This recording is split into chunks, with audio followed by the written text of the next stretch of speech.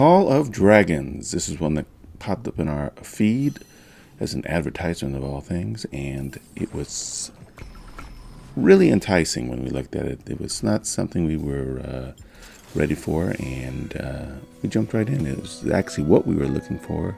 Something exciting, kind of a third person action adventure. Certainly didn't mind the fantasy background, but the game wasn't what we were expecting. It doesn't mean it was bad, it doesn't mean it was good, but just that wasn't what we were expecting based on the advertisement. So, what is Call of Dragons? Call of Dragons is a empire builder, I guess, is what I would term it. It's essentially you go through and you're trying to build an empire. You start with you have a choice to make. There's a lot of cutscenes in the beginning, and there's a lot of cutscenes throughout the game. Now, it starts off they give you a town square. You drop it. Actually, I don't know if you drop it or you choose where to drop it, but you go through. You do different things in your town square. The game leads you over here on the left. You might be able to see what's going on over here on the left. That's just basically your guide about things that you probably should be doing, things you should be aware of, right? As you're playing this game, it's not, it's easy to get lost. There are tons and tons of things going on in this game all the time, and here's one of the things. So you will have heroes, and this is one of the heroes of the game. I don't know if they're even called heroes, or just people under your command, items under your command, and you have to develop relationships with them. It's kind of something I haven't seen. You have to do certain things for them. You have to give them certain things, and I guess they become more loyal for whatever reason. So there's that, and there's all different types of characters, and as you are running your empire, you'll find it gets more and more difficult. Not more and more complex. It's not difficult. There's no, I'm sure the difficulty is that you are basically in competition with presumably thousands and thousands, maybe even millions of other people creating their empires, and yours is just this little dot. And as you build it, I've played these kinds of games years and years ago, and they can be a lot of fun. They can be very addictive because I don't know if you've ever played the games like Farmville, games with timers. Right, you have timers, you have to wait, and the way the game makes money is you basically are buying things to quicken the process. Right? Okay, you want to build a city hall, the next level of your city hall, and it costs 50 rubies, and 50 rubies costs $3. And that's kind of it. You now you can collect rubies in the game, and that's the game kind of tries to get you involved. Now this particular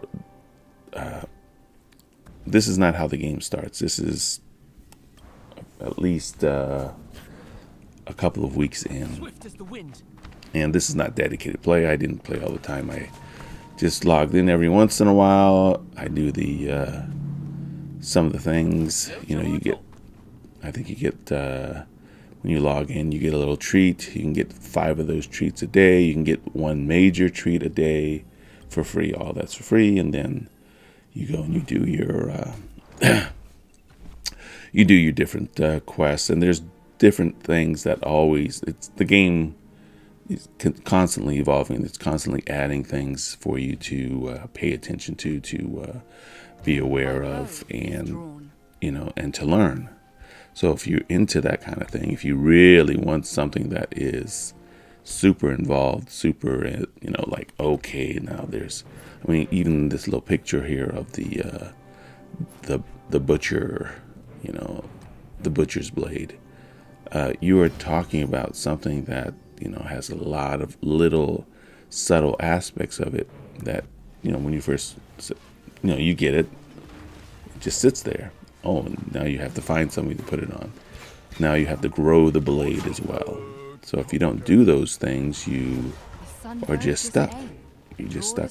And because of that, you're not playing the game well. So one of the aspects is, of course, fighting. Now there's fighting other people, other kingdoms, which I haven't attempted to do. Somebody did attack me. I didn't play for a week, so I don't know, how long that lasted. But, I'm assuming they defeated me, but I still had my city. So I don't know if you can actually lose your city from defeat. But I'm sure they stole resources. I wasn't that involved in it to care, but I did have much less resources. But that's also, I'm assuming you're using resources along the way. They gave you so much in the beginning. There's a lot of giveaways in the beginning of the game. And it's probably a relative thing. When they're probably giving you the same thing no matter how far along in the game you are, at least some aspects of the game. So relatively speaking, it seems like a lot. But, I'm sure as you grow, things become more expensive, and the amount that seemed great in the beginning becomes, essentially useless. It's not large enough to matter. Things get more and more expensive.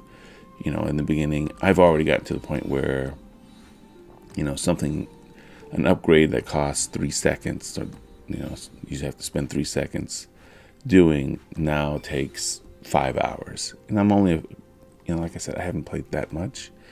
I think my town is level 6.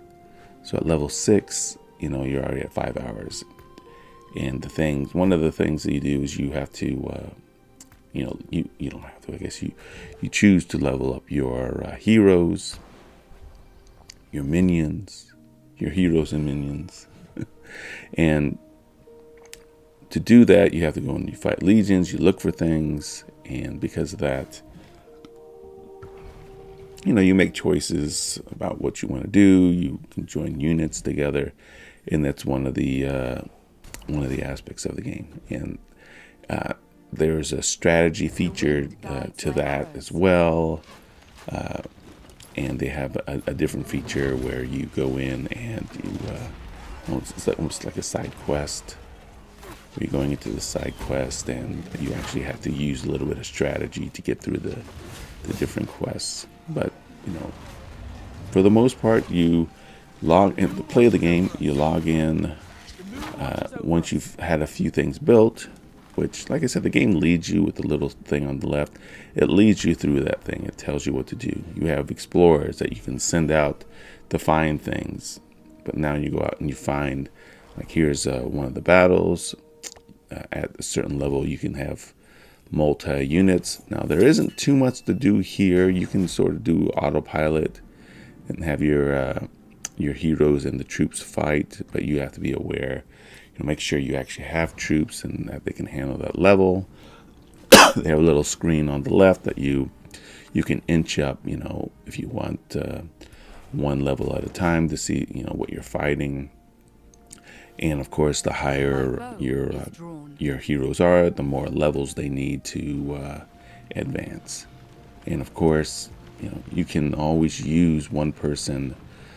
You can get one hero up there, and then you have other heroes join them who are much lower level. It doesn't really count against you, it appears, and they kind of jump up. So you can sort of use them. This little tip there. You can use your higher hero to advance your lower heroes. You don't really need them to drop. Just make sure your higher hero can actually handle the level that you're looking to fight at. And it makes it a little simpler, a little easier when you do that. You'll get different equipment, epic equipment, and I don't know if this guy This particular one, like, she's a range attack, so you have a bunch of range attack. So I'm assuming you want the ranged attack people to have ranged weapons, a ranged bonus. I don't know if that's true or not. Just something that seemed reasonable, so that I did that. Made sure my, ranged people had good ranged attacks, or good ranged weapons. And then you have to skill up those weapons. Like I say, another aspect of it, you skill up the weapons. And, as you level your hero, your minion, whatever you want to call them, they have things that they, besides leveling up, they also have talents. Now you have to spend those talent points. And on top of that, they have skills. So you have to, figure out how to get them skills and how to raise those skills. So, an interesting game, very complex and still growing in complexity. I just had a new area pop up where now I have a pet and I have to control this pet. I have to take care of it. I have to clean up after it. I have to feed it. Just another aspect of the game. I don't know what that pet does right now, if it does anything for you other than just being a pet in it. There's the promise that there will be future pets. So I don't know. I don't know necessarily what's going on. And I have, buildings creating creatures that I haven't actually used. Actually, I just used these today. They have different treants. They have worker elk. You have workers. Because one of the aspects of the game, besides going out and fighting, is going out and collecting resources. And there's many different ways to do that. You build, logging in your city, and then you also send people out to go collect. And then you have your explorers go out and they find it for you, and you go collect it. And there's a lot of different ways to do it. And so there's this trading aspect where you're trying to trade. One of the problems I had with the game, it's not the game's fault, it's my fault. I don't have the best eyes anymore. I can't see anymore. So I'm sure there's a feature in the settings, but the text is a little small for me. But I also don't care sometimes. I just kind of am pressing buttons and hoping. Probably not the smartest thing you want to do. If you're going to take this game seriously, you're probably going to have to find, if you have eyes like me, you'll have to find a way to see all that text. But you can see the game here. It looks great. It's a good looking game. There's a lot going on. I personally don't have the time to sit there and play it as much as I would need to be good at it. But that's okay. I don't think you need to be good at this. I just think you have to enjoy the process. Do you like it? Do you have a few minutes here, a few minutes there?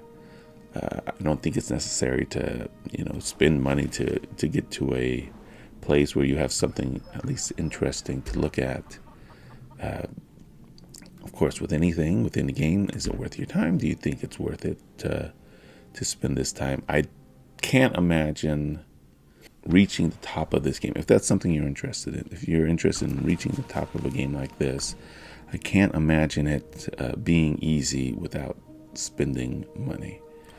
Now, I think you can do timing. Like I said, all these things to make you better, you can get within the game. It appears. Like I said, I'm not that deep. It appears that you can get it within the game, but obviously much, much harder to do all of these things without spending money. So think about that. If you're interested in this game, Call of Dragons, great looking game. Not what we expected based upon the advertisement we saw, but definitely, worth a play. But no. Thank you for watching.